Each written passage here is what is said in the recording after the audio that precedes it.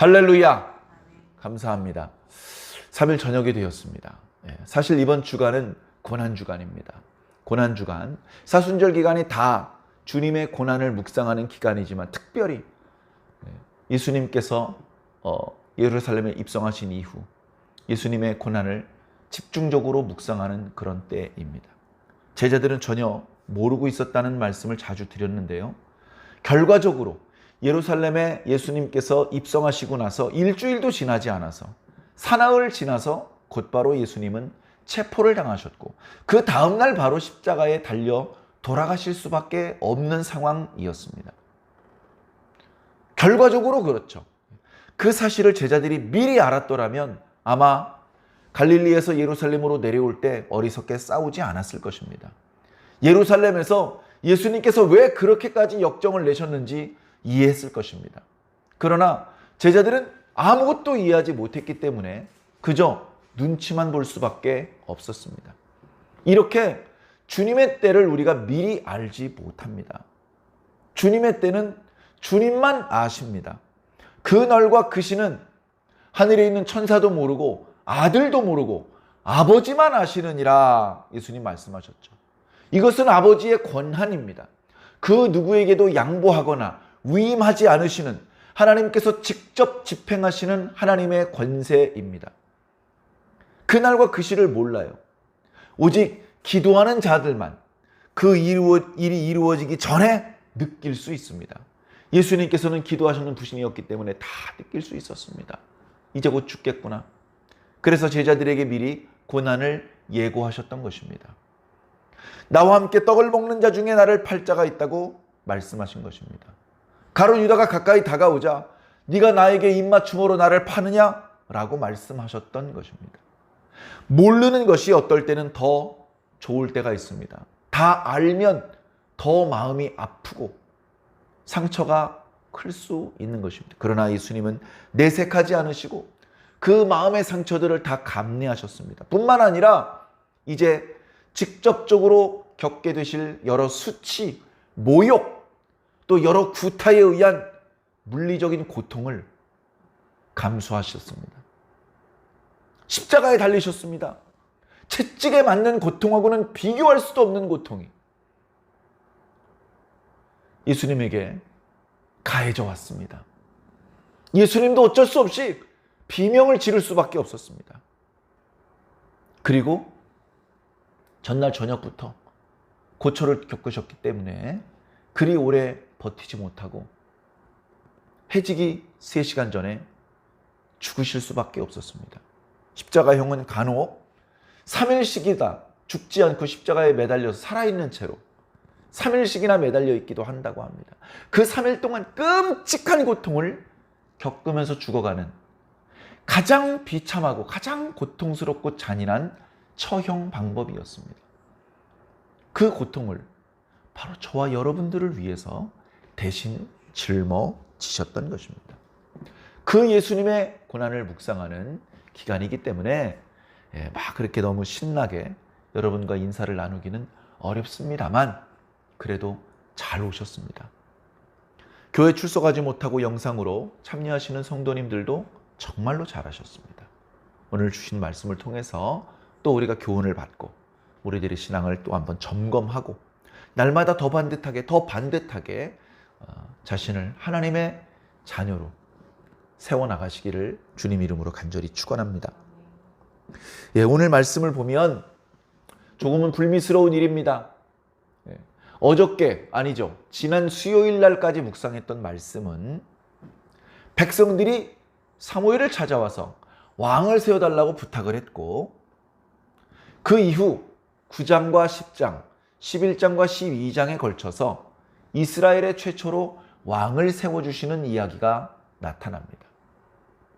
그것은 하나님의 권세를 부정하고 사람들끼리 반역을 저질러서 이제 하나님을 소외시킨 채 인간의 정권을 수립한 그런 모양은 아니었습니다.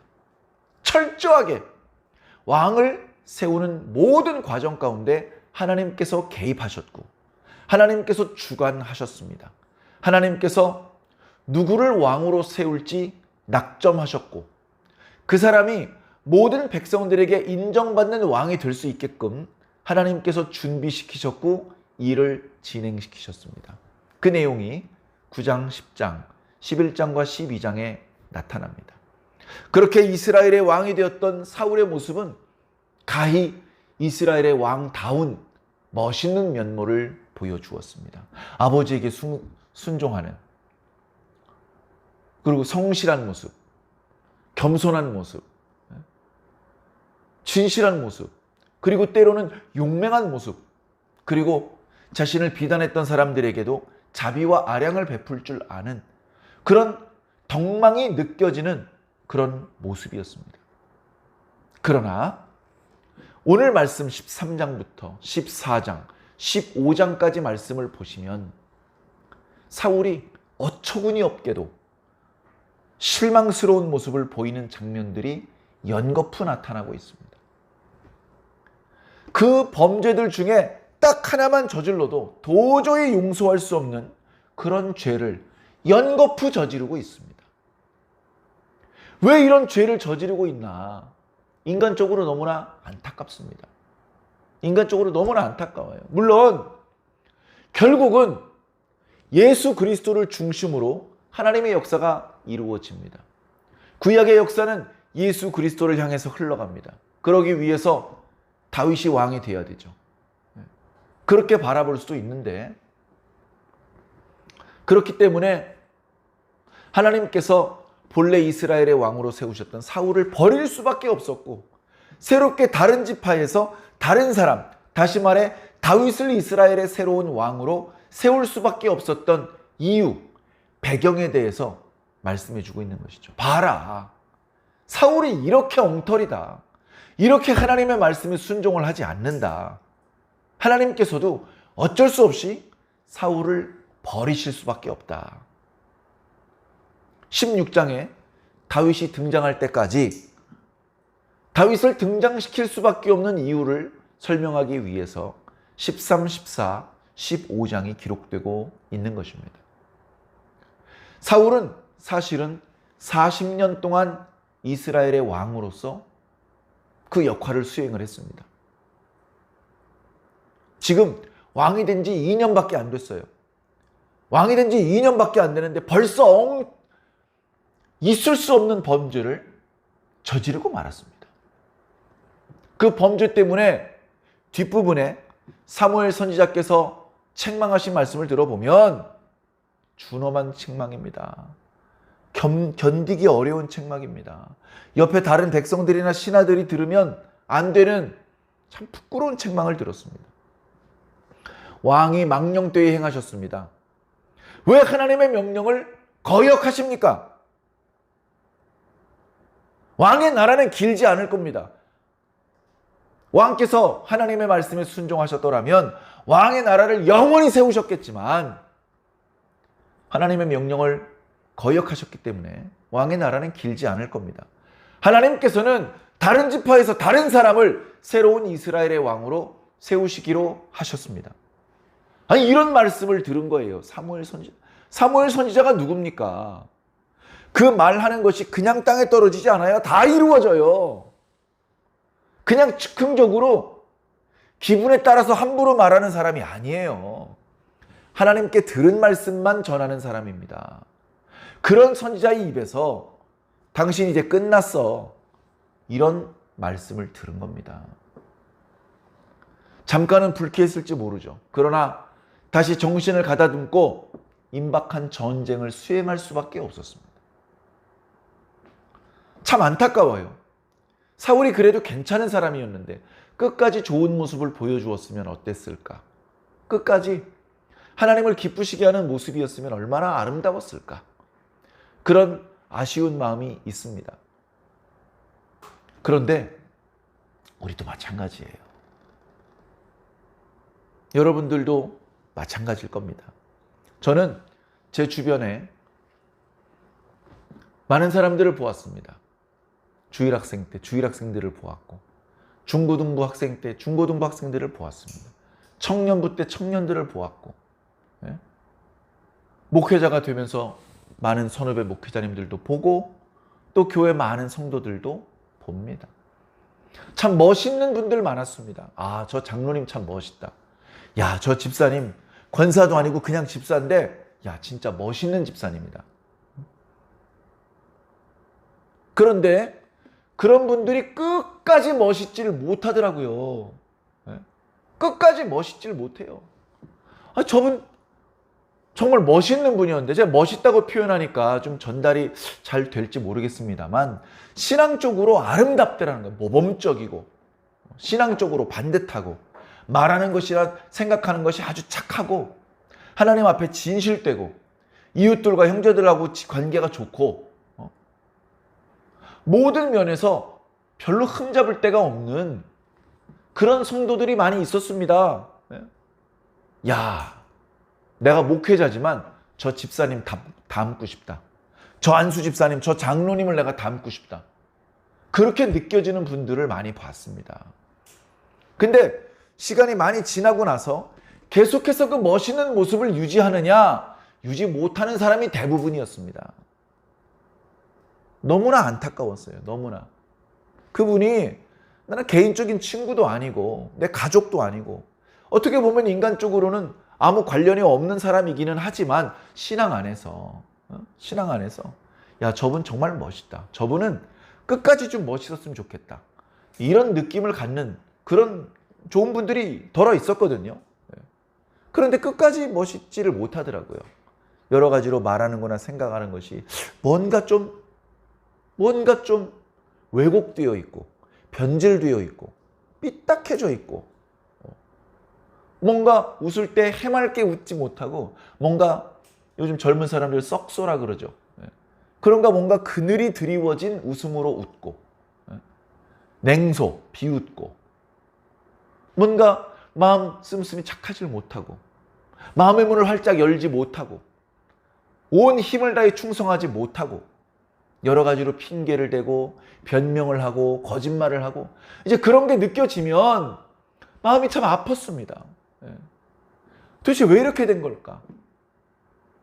뭔가 주변으로부터 좋지 않은 영향을 받았겠죠. 기도해야 되는데 충분히 기도하지 못해서 깨어있지 못해서 마귀의 유혹을 받고 시험에 들었던 것인가? 아니면 그 주변에 있는 분들 중에서 좋지 않은 영향을 자꾸 주어서 상처를 받고 뭔가 신앙이 왜곡됐나?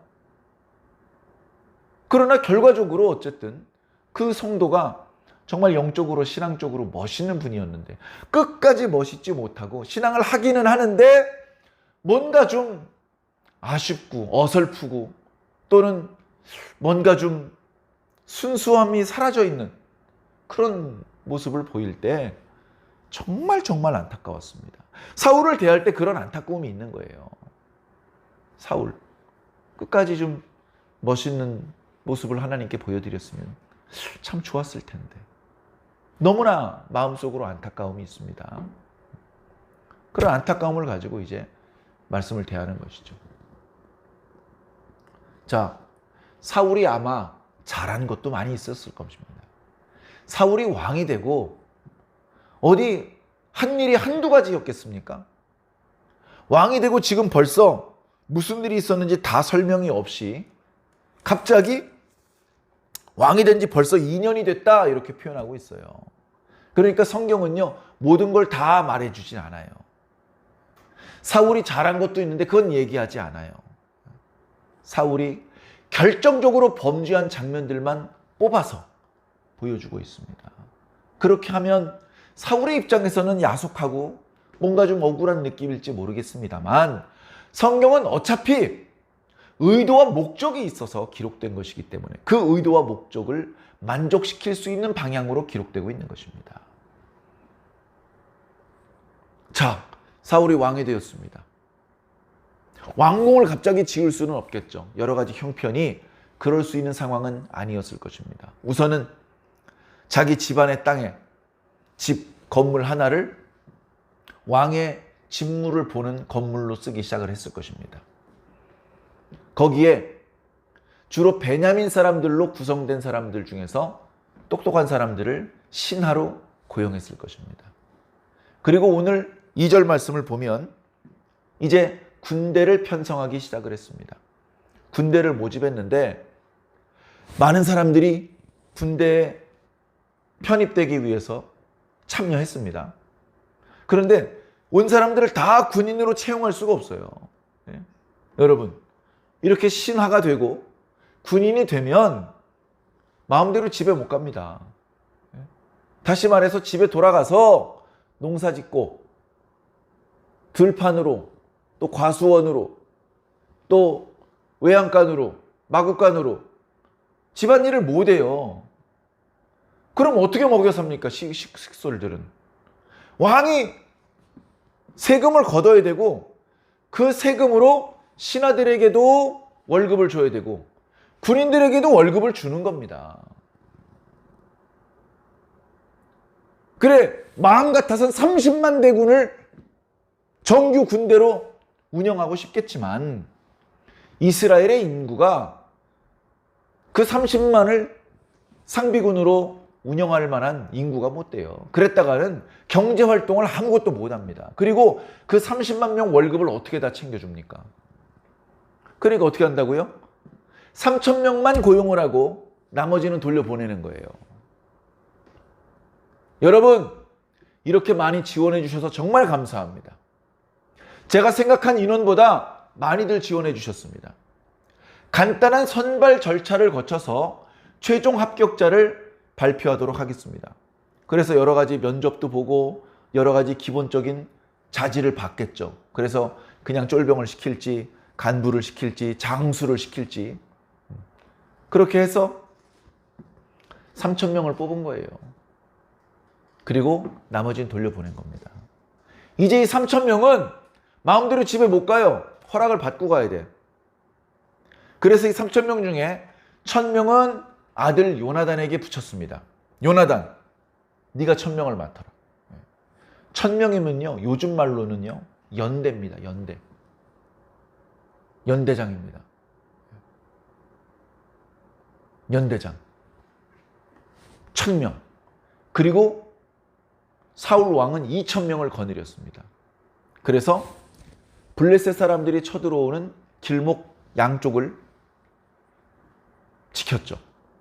거기에 이제 군인들 1,000명씩, 2,000명씩 생활을 할 수 있는 막사도 지어야 되고요.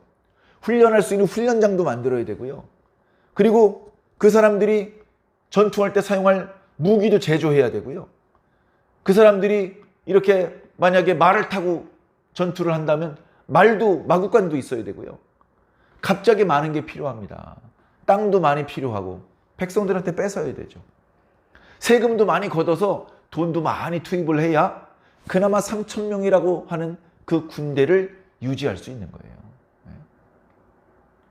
그 여러 가지 아마 애로사항과 어려움이 있었을 텐데 고민 끝에 신하들과 상의하면서 야, 우리가 3만 명은 좀 어려울 것 같고 그래도 최소 3천 명은 우리가 항상 출동 대기하고 있어야 된다.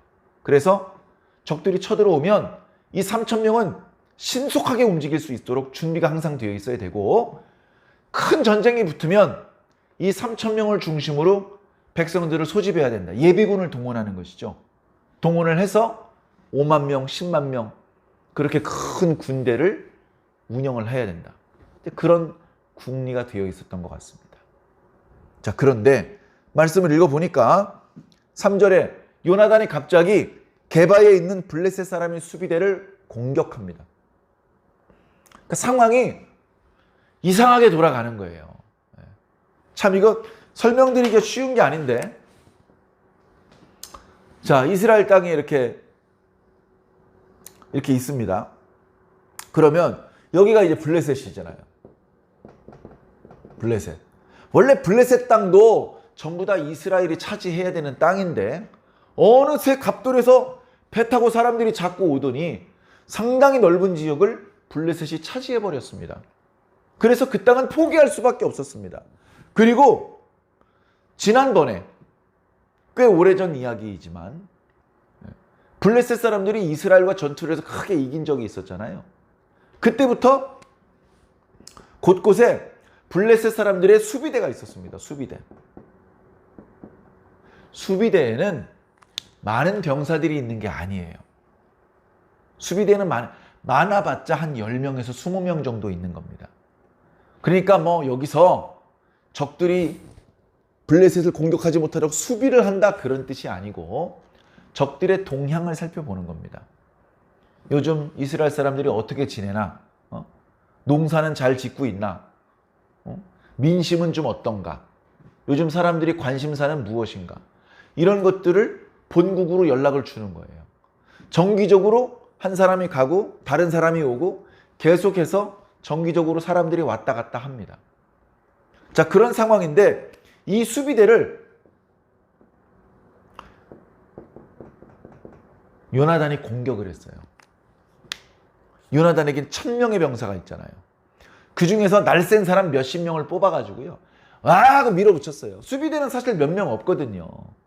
그런데 이스라엘 사람들이 수비대를 건드릴 수가 없었어요. 왜냐하면 수비대를 건드렸다가는 정기적으로 블레셋과 수비대를 왕래하던 사람의 발길이 끊어지죠. 이거 어떻게 된 거야? 지금 수비대에서 사람이 올 때가 됐는데 왜 안 오지? 해가지고 보니까 수비대를 이스라엘 사람들이 군대를 편성하더니 공격했다는데 이런 괘씸한 놈들 잘 됐다. 이걸 구실 삼아 이스라엘과 전면전을 벌여서 이스라엘 땅을 집어삼키자. 이렇게 된 겁니다. 그러니까 어떻게 보면 요나단이 섣불리 수비대를 공격하면 안 되는 거였어요. 말씀의 내용을 잘 보면 성경의 모든 내용을 시시콜콜하게 설명해 주고 있지 않습니다만 이 요나단이 수비대를 공격하는 것은 사울의 명령에 따라 움직인 게 아닌 것 같아요. 사울의 명령에 따라 움직인 게 아닌 것 같아요. 그냥 요나단이 어느 날 갑자기 의로운 분노가 치밀어 올라서 저 할례 받지 못한 놈이 언약의 땅 한복판까지 들어왔다니 참을 수 없다. 야! 이스라엘에 이렇게 용사가 없느냐? 용기가 있는 자는 나와라! 해서 수십 명 데리고 올라가서 격파시킨 겁니다. 다 죽인 것이죠. 그렇게 된 거예요. 그래가지고 이스라엘이 군대를 편성해서 수비대를 공격했고 수비대에 있던 블레셋 군사 20명이 전멸했다. 이제 이런 소식이 블레셋이 전달해진 겁니다. 블레셋이 이제 전면전을 벌이기 위해서 큰 군대를 밀고 올라옵니다. 큰 군대를 밀고 올라와요. 자, 아직 올라오기 전에 요나단이 블레셋 사람들의 수비대를 공격했다는 사실을 사울도 전해 들었어요. 야 임마! 나한테 말도 없이 그 블레셋 사람들의 수비대를 공격하면 어떡해? 그러나 이미 엎질러진 물이다. 이걸 구실 삼아 틀림없이 저 블레셋 사람들이 전면전을 하자고 몰려올 텐데 우리도 빨리 예비군을 동원해야 된다. 나팔을 부른 겁니다. 이스라엘 백성들은 들으라! 다 모였어요. 길갈은요 옛날에 여호수아 때 이 요단강 동편에 있었잖아요. 모압 평지. 여기가 모압 땅인데 모압 평지 여기서 요단강을 건너가자마자 거기가 길갈이에요. 길갈. 굴러간다는 뜻이에요. 굴러간다. 애굽의 수치를 굴러가 없애버리셨다. 이제 그런 의미가 담겨서 그곳의 이름을 길갈이라고 불렀어요. 그래서 이스라엘에 어떤 중요한 행사가 있으면 길갈에 모여서 그 일을 하곤 했습니다. 그래서 사울이 왕으로 즉위한 곳도 길갈이었고 그리고 지금 예비군이 소집되는 곳도 길갈입니다. 길갈이 소집을 합니다. 적들은 이미 언약의 땅 이 중간쯤까지 벌써 들어온 거예요. 그러니까 여기서 이제 몇 명이 모였는지는 말씀해주고 있지 않은데 그래도 처음에는 제법 많은 이스라엘 사람들이 모였습니다. 사울의 군대 3000명이 있고 그리고 그 뒤에 예비군이 동원되어서 수만 명이 모여 있는 거예요. 그렇게 모여 있는데 문제는 뭐죠? 5절에 보니까 블레셋 사람들이 이스라엘과 싸우려고 모였는데 얼마나 많이 모였나 보니까 병거가 3만 개. 병거가 3만 개야. 이야, 병거가 3만 개야. 여기는 병사가 3만 명이 될까 말까 근데 병거가 3만 개야. 거기다가 마병이 6천 명. 마병이면 기병이잖아요. 기병. 말 타고 싸우는 사람. 말 타고 싸우는 사람이요. 보병 20명을 죽입니다. 20명. 근데 마병 6천 명이고 백성들. 그러니까 일반 보병은 바다의 모래처럼 많아요. 야, 블레셋 애들이 쳐들어왔다면서 어디 있어? 저쪽인데요. 이렇게 보니까 새카매. 몇 명인지 셀 수가 없을 정도로. 그 모습을 이제 사울의 예비군 동원용 나팔을 듣고 모인 이스라엘 사람들이 보았습니다. 겁을 덜컥 집어먹었어요. 겁이 납니다. 야, 우리 다 죽겠는데? 어차피 나라는 망한 거고 내 목숨이라도 살자 해가지고 도망가기 시작하는데 굴에도 숨고 수풀에도 숨고 바위 틈에도 숨고 은밀한 곳과 웅덩이에 숨어버렸습니다. 겁이 더 많은 녀석은 요단강을 건너서 갓과 길르앗 땅으로 도망쳐버렸습니다. 큰일 났어요. 큰일 났어요. 사울은 요단강을 건너 도망갈 수 없잖아요. 자기가 왕인데. 이렇게 외적이 쳐들어와서 이스라엘을 괴롭힐 때 그 이스라엘을 그 이방인의 손으로부터 구원해내기 위해서 자기가 왕이 된 건데 도망갈 수 없잖아요. 그래서 기다립니다. 아니, 병사들 모였으면 빨리 작전 회의하고 공격 명령을 내리셔야죠. 뭘 기다립니까? 이스라엘의 군대는 그냥 작전을 수행할 수가 없어요. 왜냐하면 이스라엘의 군대는 하나님의 군대입니다. 이스라엘의 군대는 하나님의 지휘를 받아서 움직여야 됩니다. 실질적으로는 사람이 지휘하죠. 그러나 먼저 하나님께 기도해야 됩니다. 먼저 하나님께 제사를 드려야 됩니다. 제사는 누가 드립니까? 사무엘 선지자. 사무엘 선지자가 사울 왕과 연락을 주고받았습니다.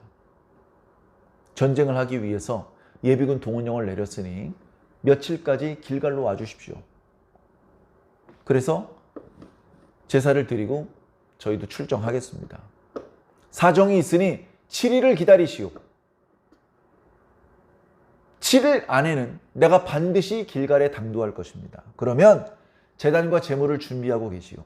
그러면 내가 가서 제사를 드리고 그리고 전투에 나가시면 승리할 것입니다. 이렇게 미리 사울 왕과 사무엘 사이에 약속이 있었죠. 약속이 있었는데 사울도 생각하지 못했던 것. 블레셋이 생각보다 많이 올라왔어요. 블레셋 병사의 수가 너무나 많아. 그리고 이스라엘 백성들이 너무나 겁을 집어먹었어. 너무나 겁을 집어먹고 다 도망가 버렸어요. 아이고, 큰일 났네. 어저께 3만 명이었는데 오늘 보니까 10,000명 남은 것 같아. 10,000명. 아이고, 오늘 보니까 5,000명밖에 안 남았네. 오늘 보니까 1,000명밖에 안 남았네. 사무엘 선지자가 7일 안에 온다고 했는데 하루하루 시간이 지나갈수록 병사들의 숫자가 줄어들어요. 안 그래도 어려운 전쟁. 다 도망가면 자기 혼자 싸우게 생긴 거예요. 그러니까 어떻게 했다고요? 야, 안 되겠다. 재물 이리 가져와라. 나라도 제사를 드리고 나도 하나님께서 기름을 부어주셔서 세움받은 왕이니까 내가 직접 하나님께 제사를 올리겠다. 해가지고 제사를 자기가 직접 드렸습니다. 그래, 제사를 끝나자마자 돌아보니까 사무엘 선지자가 와 있어요. 조금만 더 기다리지. 조금만. 이날이 7번째 날이었던 것 같습니다. 이날이. 사무엘 선지자가 7번째 날까지 안 오면 8번째 날 사울이 제사를 지내든지 했으면 이렇게 야단맞진 않았을 거예요. 조금만 더 기다리지. 그냥 1시간만 더 기다렸어도 이런 범죄를 저지르고 책망을 듣지는 않았을 텐데 그만 제사 드리고 나자마자 보니까 사무엘 선지자가 오셨어요. 아이고, 오셨습니까? 먼 길 오시느라 수고하셨습니다. 처음에는 야단 맞을 줄 모르고. 사무엘 선지자 표정이 어둡습니다. 왕이시여, 지금 뭐하고 계신 겁니까? 그러니까 뒤늦게 사울이 뒤통수를 긋기 시작합니다. 그러면서 변명을 하는데 백성들은 흩어지고 있고 당신은 기한 안에 오지 않으셨고 적들은 저렇게 진격해 올라오고 있는데 내가 가만히 기다릴 수만은 없지 않습니까? 내가 아무것도 하지 않고 여기서 적의 공격에 백성들이 죽는 걸 보고만 있을 수는 없지 않습니까? 그럴듯하게 변명을 합니다. 요 대목만 보면요, 아니 뭐 사울이 크게 잘못한 게 아닌 것 같은데? 아니 그럴 수도 있지. 상황을 보니까 사울 왕이 이해가 되네. 아니 거기다 대고 막 뭐 망령되이 행하느니 뭐 하나님의 명령을 거역했나느니 당신의 나라가 길지 못한, 이거 사무엘 선지자가 너무 심한 거 아니야? 그렇게 생각하실지도 모릅니다. 근데 말씀을 끝까지 오늘 들어보시면 그게 아니라는 걸 알게 될 거죠. 원래 변명하는 사람은요, 자기 유리한 말만 하는 거예요. 원래 변명하고 핑계대는 사람은 자기 불리한 얘기는 안 해요. 그래가지고 두 녀석이 싸워가지고 하는 얘기를 들어보면요, 말이 많이 달라요. 자기 유리한 얘기만 해요. 자기 불리한 얘기는 안 해요. 사무엘 선지자의 말이 조금도 과장되거나 지나치지 않았습니다. 사울이 잘못한 게 맞아요. 사무엘은 늦게 온 게 아니에요. 7일 안에 온다 그래서 7번째 날 왔는데 뭐가 늦은 겁니까? 날짜 안에 온 거 맞아요. 그리고 전쟁의 승패가 병사에 많고 적음이 있답니까? 이스라엘이 그동안 병사가 많아서 전쟁에서 승리했습니까? 모세가, 여호수아가 병사가 많아서 이긴 거였습니까? 아니잖아요. 네? 사무엘 선지자 때에 하나님께서 우박을 내리셔서 블레셋을 물리쳐 주셨지 않습니까? 네? 사람이 나가서 싸우기 전에 하나님께서 먼저 싸워주셨기 때문에 이스라엘이 승리할 수 있었던 것 아닙니까? 지금 무슨 말도 안 되는 변명을 하고 있는 거예요. 변명거리가 하나도 안 돼요. 변명거리가. 사무엘 선지자가 책망을 하고요, 그냥 가버렸어요. 아이씨, 멀리 있는 사람은 못 들었겠지만 가까이 있는 사람 다 들었을 텐데 체면이 말이 아니야. 그래도 어떡합니까? 적들이 성큼성큼 다가오고 있는데 빨리 어떻게 전투를 할지 궁리를 하고 유리한 지형지물을 이용해서 더 이상 적들이 밀고 올라오지 못하게 방어를 하고 역전을 할 수 있는 방도를 찾아야 되지 않습니까? 근데 거기 뒤에 이제 19절인가요? 말씀을 보면 참 답답한 말씀이 나옵니다. 답답한 말씀. 뭐냐면, 자, 블레셋 사람들은요, 철기 문화가 있어요. 이스라엘은 철기 문화가 없어. 블레셋 사람들이요, 그 철기 문화를요, 이스라엘 사람들한테 가르쳐 주지 않습니다. 꽁꽁 숨겨 놓습니다. 꽁꽁 숨겨놔요. 옛날에요, 삼국시대 때 한 나라는 강철검이 있어요. 철기 문화가 있어요. 근데 삼국시대는 아직도 청동검이야. 한 나라는 처음부터 철기 문화가 있었나요? 옛날에 흉노는 철기 문화가 있을 때요, 한 나라는 철기가 문화가 없었어요. 쇠는 있었는데 그 쇠를 강철로 단련시키는 기술이 없었다고요. 탄소강을 만들 수 있는 기술이 없었어요. 그러니까 야만족인 줄 알았는데 나가서 싸워보면 자기 칼이 다 부러지는 거예요. 그걸 어렵게 그 철기 문화를 들여옵니다. 그리고 나서 한 나라가 강성해졌죠.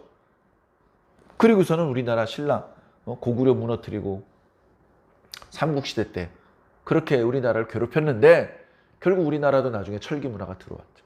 근데 지금 이때, 지금 사울이 왕이 됐을 때 이스라엘에는 철기 문화가 없어. 농사 지으려면요, 철로 된 연장이 필요해요.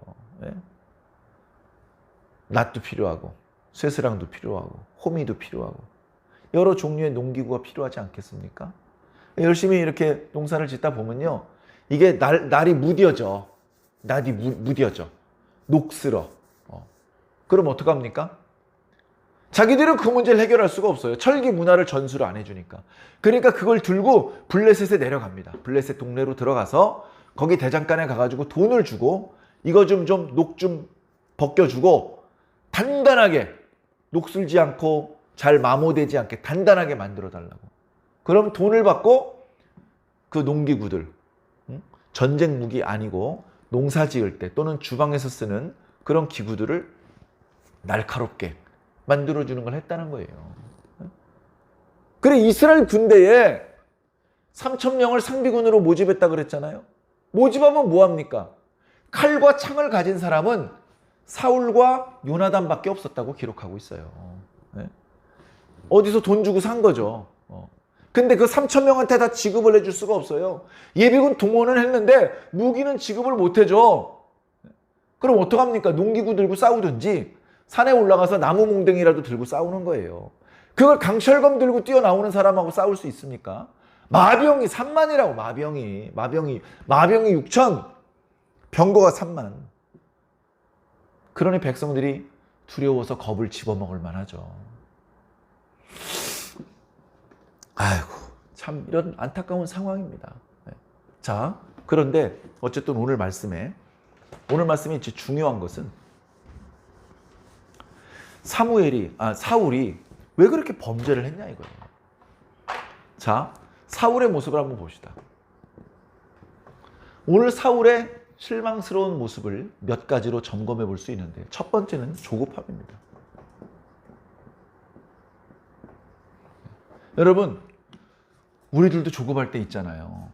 그러니까 이 이야기를 옛날 이야기로만 생각하지 말고 오늘 우리들에게 주시는 말씀이라고 들으시기 바랍니다. 조급했어요. 사무엘이 7일 안에 온다고 해놓고 4일쯤 되는 날 오면 물론 좋았겠죠. 7일째, 7번째 날에 왔다고 약속을 어긴 건 아니잖아요. 어차피 제사 드리고 고개 돌려보니까 사무엘 선지자가 와 있는 정도라면 조금만 더 기다리면 되는 거였잖아요. 사랑하는 성도 여러분, 우리도 마찬가지입니다. 조금만 더 기다리면 되는데 그걸 기다리지 못해서 실수하고 후회할 일을 할 때가 얼마나 많이 있습니까? 기다리지 못하는 이유는요, 기도하지 못하기 때문이에요. 어느 찬양에 그런 말이 있더라고요. 우리는 기도하며 기다리며 기대하네. 같은 말이에요. 기도합니다. 기도한 내용이 이루어지기를 기다립니다. 그리고 기도한 대로 이루어질 것을 기대합니다. 말도 비슷하죠? 내용도 같은 겁니다. 그렇게 기도하고 있어야 기다릴 수 있는 거예요. 기도가 없으면 기다리는 게 안 돼. 세상에 어려운 게 기다리는 것보다 더 어려운 게 없어요. 여러분, 왜 하나님 나라 못 기다립니까? 왜 신랑이 오실 때까지 기다리지 못합니까? 왜 주인이 오실 때까지 기다리지 못합니까? 네? 기도하지 않기 때문에 기다리지 못하는 거예요. 조금만 더 기다리면 되는데 그 조금을 못 기다리는 이유는 기도하고 있지 못하기 때문에 그렇습니다. 기도 쉬운 건 아닙니다만 기도하기 위해서 발버둥 치시기 부탁드립니다. 기도하시길 부탁드립니다. 사울이 조급했어요. 자, 사울이 이 제사를 자기가 직접 드렸어요. 제사를 자기가 직접 드렸어. 이거는요, 교만함입니다. 교만함. 나도 기름 부음 받은 자야. 야, 손 들어봐. 기름 부음 받은 사람 손 들어봐. 없지? 내가 한다. 불만 있는 사람 손 들어봐. 누가 불만이 있다 그러겠어요. 왕이면 스스로 지혜롭게 결정을 내릴 수 있어야 됩니다. 스스로. 누가 왕이시여. 왕이시라도 빨리 제사를 드리고 지금 전쟁을 시작하셔야 됩니다. 라고 부추기더라도 왕이 아하, 이 친구 똑똑한 사람인 줄 알았더니 왜 이렇게 경우가 없나? 제사는 왕이 하는 일이 아니야. 이건 사무엘 선지자가 오셔야 돼. 그렇게 말을 했어야 될 왕이 자기가 제사를 드리는 거예요. 그 마음 밑바닥에 뭐가 있습니까? 교만함이 있는 거예요. 교만함. 야, 나도 제사 많이 드려봤어. 제사 뭐 별거 있어? 그리고 그 속에 불경건함이 있는 겁니다. 이게 제일 심각한 거예요. 불경건함. 제사의 능력을 믿지 않는 마음. 제사의 능력을 믿질 않아요. 예전에 사무엘상 1장 2장에 엘리 제사장의 두 아들 홈니와 비느하스가 왜 제사를 멸시했습니까? 왜 제사 지내러 온 사람한테 넓적다리 고기 내놔라. 고기를 삶고 있는데 꼬챙이로 아무 부위나 찍히는 대로 갖다가 먹어버리고, 삶아 먹어야 되는데 구워 먹어버리고, 하나님께 바치기 전에 제물을 먼저 달라 그래서 뜯어먹고, 하나님의 제사를 멸시했다고 책망을 들었지 않습니까? 왜 그런 행동을 했을까요? 배가 고파서 그랬나요? 배가 고파서 그랬나요? 아버지가 시켜서 그랬나요? 아니에요. 불경건함, 제사? 이게 무슨 의미가 있어? 하나님? 그딴 게 어디 있어? 이런 생각이 있기 때문에 제사를 멸시하는 행동을 했던 것입니다.